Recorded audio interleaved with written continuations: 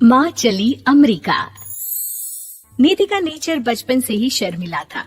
वो ना ज्यादा लोगों से बात करना पसंद करती और ना ही ज्यादा मिलना जुलना।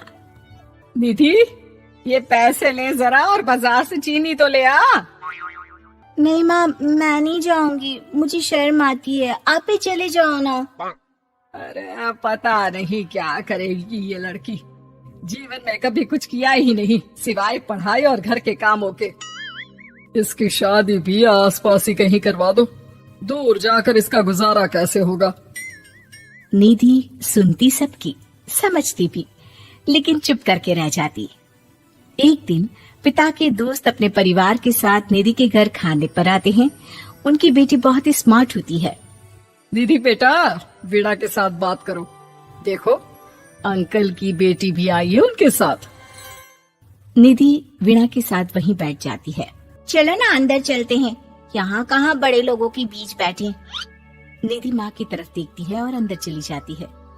वैसे मैंने ना अपना चैनल खोला है, तुम सब्सक्राइब करना उसमें। मैं ना ब्यूटी और फैशन की बात करती हूँ। ये देखो। ओह, इतने सारे लोगों के सामने तुम कैसे इतना बोल लेती हो? मुझे तो बहुत शर्म आती है। अरे शर्म कैसी? खैर, सीधी सादी सी निधि, उसकी शादी हो जाती है राकेश से।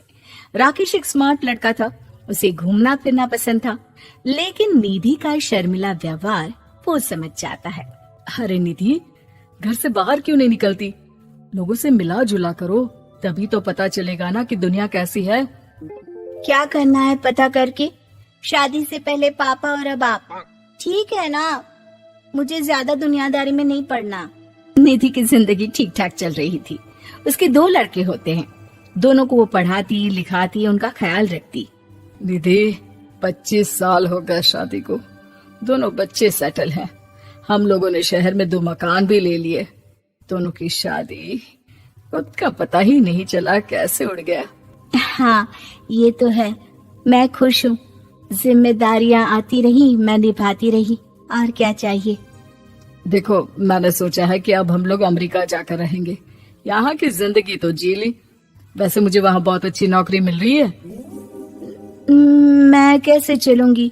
मुझे वहाँ का कुछ नहीं पता। आप तो जानते हैं ना कि मैं घर से बाहर ही कम निकलती हूँ। अरे तो क्या हुआ, वहाँ भी घर में ही रहना है ना, मैं हूँ ना, नौकरी करूँगा। निधि मान जाती है और पति के साथ अमेरिका चली जाती है। माँ, तुम्हारी बहू को बच्चा होने वाला है, तो क्या तुम 2 महीने के लिए यहाँ आ सकती हो? मुझे तुम्हारी बहुत जरूरत है, मैं टिकट भेज देता हूँ। हाँ हाँ, ये तो बहुत खुशी की बात है। मेरा भी मन सबसे मिलने का कर रहा था, पर क्या माँ पर? अब मैं आऊंगी कैसे? पापा से बात करती हूँ। देखो माँ, प्लीज बहाना मत बनाना, तुम जानती हो ना इस वक्त में मैं किसी पर भरोसा नहीं कर सकता हूँ।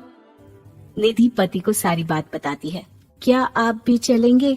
निधि, आने जाने में बड़ा खर्च हो जाएगा, ऊपर से मुझे यहाँ छुट्टी नहीं मिलेगी। बहू पर वक्त ऐसा है कि तुमको तो जाना ही पड़ेगा। मैं अकेले दुकान तक तो नहीं जा पाती, इतनी दूर भारत कैसे जाऊंगी? मुझसे नहीं होगा। लेकिन सबके कहने पर निधि को जाना ही पड़ता है। एयरपोर्ट में घबराई निधि एक मुसाफिर से कहती है, मैं ना भारत जा रही हूँ, दिल्ली जाने वाली फ्लाइट। सब मिलकर निधि की मदद करते हैं और फाइनली निधि भारत पहुंच जाती है, जहां बेटा उन्हें घर ले आता है।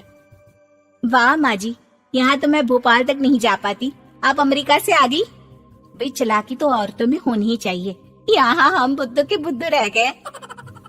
निधि इतनी दूर और लंबा सफर करके थक जाती है, वो चुपचाप बैठ जाती है। बैठना नहीं है माँ जी, बच्चा पकड़ना है, ये लीजिए। और हाँ, घर का काम तो मैं करूंगी नहीं, जानती है ना शरीर कच्चा सा है, तो मुन्ने को सुलाकर कुछ बना लीजिएगा। निधि को बहू का व्यवहार बहुत बुरा लगता है। जैसी भी थी, पिता और पति की हमेशा लाडली रही थी निधि। निधि बेटी की तरफ देखती है। माँ, वो काम वाली कोई मिल नहीं रही है ना, मैं देखने की कोशिश तो कर रहा हूँ, जैसे ही मिल जाएगी वो संभाल लेगी सारा काम। अरे कैसी बात कर रहे हो? जब पहले मैंने कहा था कि अमेरिका से इनके टिकट में जो पैसा खर्च कर रहे हो उतने में नौकरानी रख लो, तो नहीं, मेरी बात पर विश्वास नहीं था। कि ना ना कोई मेरे बच्चे को अच्छे से नहीं संभालेगा। अब इनका भी खर्चा और नौकरानी का भी खर्चा। अरे ना जी ना, मैं नहीं संभाल सकती। निधि जैसे तैसे 2 महीने रहकर वापस अमेरिका चली जाती है, लेकिन वहां जाते ही जैसे राकेश उसे देखता है उसके गले लग जाता है। ये क्या हालत बना रखी है निधि, कैसी लग रही हो? खाना नहीं खाती थी क्या? क्या हो गया? निधि पति से कुछ नहीं कहती, बस रोती ही चली जाती है। मैं नहीं चाहूंगी कभी भी भारत, आप मुझे हमेशा यहीं रखना अपने पास। राकेश बेटे को फोन करता है। तुम्हारी माँ की जो दुर्दशा करके तुमने भेजा है ना, मुझे पता होता तो मैं अपनी बीवी को कभी तुम्हारे पास नहीं भेजता। पापा, आप तो रीना का नेचर जानते हैं ना, वो माँ पर हावी रहती थी। अब मैं तो ऑफिस चला जाता था, वो माँ पर जुल्म करती है और माँ भी इतनी सीधी है कि चुपचाप सहती रही। मुझे माफ कर दीजिए पिताजी। खैर, राकेश कहता भी क्या, प्यार दुलार के साथ अपनी निधि को संभालने में लग जाता है। लेकिन कहते ना, वक्त हमेशा एक सा नहीं रहता। अमेरिका में ही राकेश की मृत्यु हो जाती है और निधि अकेली रह जाती है। बड़ा बेटा कहता है, माँ भारत चलो ना, हम लोग साथ रहेंगे। निधि को जैसे ही वो सब सीन्स याद आते हैं वो परेशान हो जाती है। समझ में नहीं आता कि पति के बिना अब जीवन कैसे चलाएगी। मैंने सारा जीवन घर का काम किया, घर देखा और जिंदगी चलाई, लेकिन जिस घर में रही सबने प्यार दिया, मैं वहां नहीं जाना चाहती। तभी राकेश जिस कंपनी में काम करता था उसका मालिक निधि के घर आता है।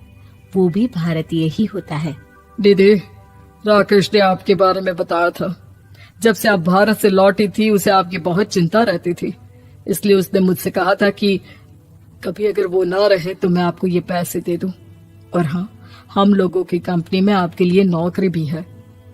निधि पति के पैसे देखकर मन में तसल्ली करती है और नौकरी के लिए हाँ कर देती है।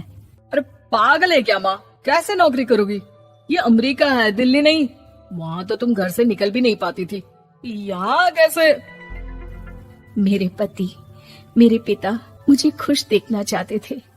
वो लोग जब तक थे मुझे किसी चीज के लिए ना फोर्स किया, ना कभी कमी होने दी। पर अब मुझे जीवन जीने के लिए घर से निकलना ही होगा। बेटा, तुम तो अगली फ्लाइट से भारत लौट जाओ, मैं यहीं खुश हूँ।